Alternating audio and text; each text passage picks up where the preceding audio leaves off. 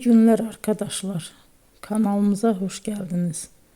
Bugün yine sizler için yepyeni videolarla karşınızdayım.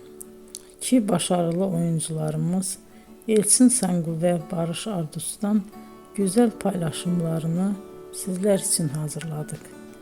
Elçin Sangu, Sevdim Alabora, Yalancı ve Mumları, Kiralık Aşk, İyi Günde Kötü Günde bu dizilerde rol almış ve herkes tarafından çok beğenilmiştir.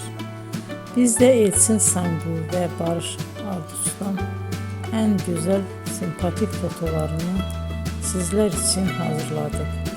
Bu karelerin devamını istiyorsanız emeğe saygı olarak kanalımıza abone olup yorum yazmayı unutmayın arkadaşlar.